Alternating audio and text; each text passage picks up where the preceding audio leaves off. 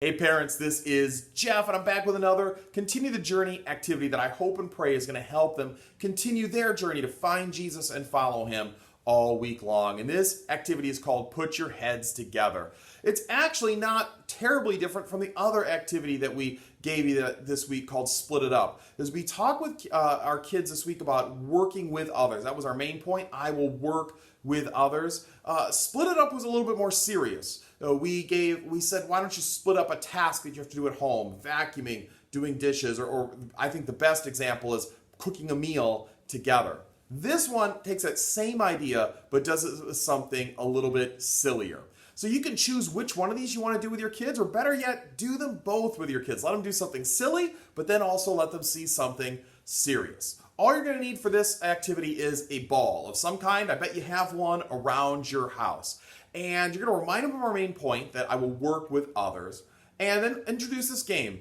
Take that ball, a dodgeball, something like that, and say the point of this game is to move this ball across the room without it touching the ground, and also not by just flinging it. So the hard part of this game is that you can only touch the dodgeball with your head. And again, you can't head it. So you're going to start one at a time, just trying to take that ball, put it on someone's head, see if they can walk across a room with this on their head. Chances are, unless their head is really flat or has a divot in the middle of it, they're not going to be able to do it. Then you say, wow, we haven't had a whole lot of success with this. What if two of us put our heads together to hold this ball as we moved across the room? So wedge that ball between two of your heads and kind of weirdly plod across the room. And you might be able to do it at that point. It gets more easy if you have actually 3 or 4 people do this. So add one or two more people. If you have 3 or 4 people in your house, it's perfect. Get everyone together with their heads together. Put that ball on there. Kind of maybe link arms and get yourself across the room.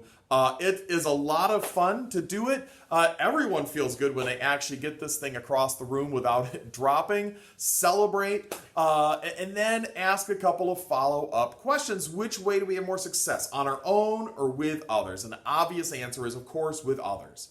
Remind them that there's lots of times in life when being a leader means working with others instead of working on your own. And let's say in our lives there are some things that one person can do on their own, but most things that are worth doing will take a lot of people working together.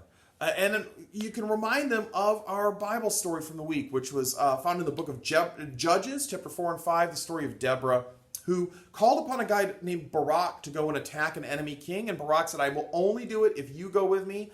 And Deborah said, yes, I will go with you. I will work with you.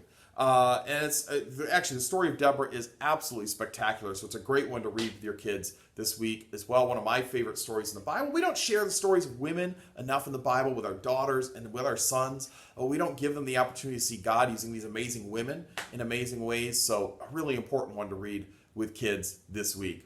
Whether you do this silly activity, put your heads together, or whether you stick with the more serious one called Split It Up, it's great examples for your kids to see that working together beats working by yourself most of the time. So I hope you have a whole lot of fun teaching your kids that concept this week, helping them continue their journey to become the leader that God designed them to be. Love you guys. Talk to you later.